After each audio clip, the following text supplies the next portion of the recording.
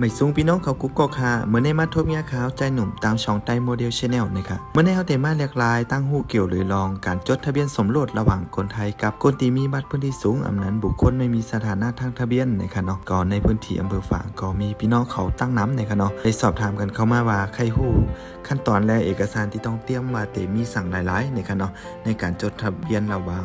คนไทยกับคนที่อำใจสัญชาติไทยนะคะเนาะออนทางสุดค่ะกูสมรสระหว่างคนไทยกับคนตีอำใจบัตรประชาชนนั่นขนาดเนาะเขาก็ติดต่อเจ้าหน้าที่ค่ะเพื่อนัดสอบปากคำและการเตรียมความพร้อมเตรียมเอกสารต่างๆในวันตีนัดสอบปากคำในค่ะเนาะสั่งว่าถึงมาวันตีนัดสอบปากคำในค่ะเขามาตัวเอกสารว่าแต่มีสั่งละลายในค่ะเนาะยกตัวอย่างว่าอันในคนจ่ายเป็นคนไทยแล้วก็มียิ่งอำใจคนที่มีบัตรประชาชนคนไทยในค่ะเนาะว่าแต่เลยเต็มสั่งละลายในค่ะเนาะ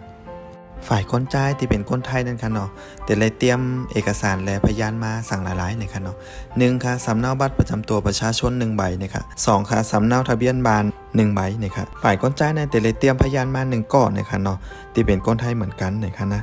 โอเคกำในมาตัวฝ่ายของไม่ยิ่งนะคะเนาะเตียนใจมีบัตรประชาชนนั่นขนาดเนาะ1แต่เลยเตรียมสำเนาบัตรประจำตัว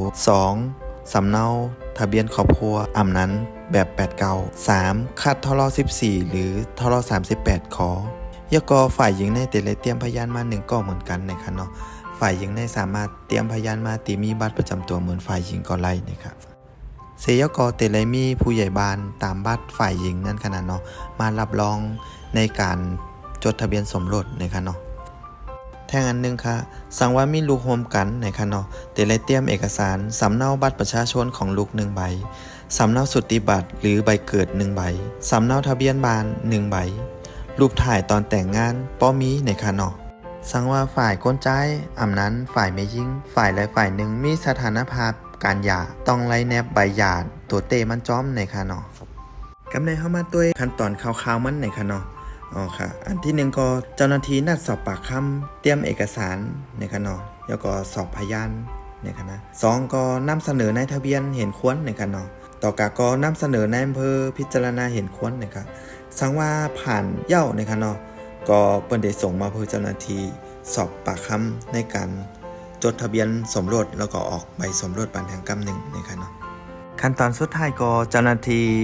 นัดมาจดทะเบียนสมรสเพื่อออกใบทะเบียนสมรสปานนั้นขนาดเนาะกำในฝ่ายก้นจ่ายฝ่ายไม่ยิ่งก็เขามาติดต่อตีอำเภอเนี่ยค่ะเนาะเพื่อที่จะออกใบทะเบียนสมรสปันเนี่ยค่ะเนาะฝ่ายก้นจ่ายก็จ่ายบัตรประชาชนตัวเต้เนี่ยค่ะเนาะฝ่ายไม่ยิ่งก็จ่ายบัตรประจำตัวนั่นขนาดเนาะตัวเต้เหมือนกันเนี่ยค่ะเนาะแล้วก็พยานค่ะ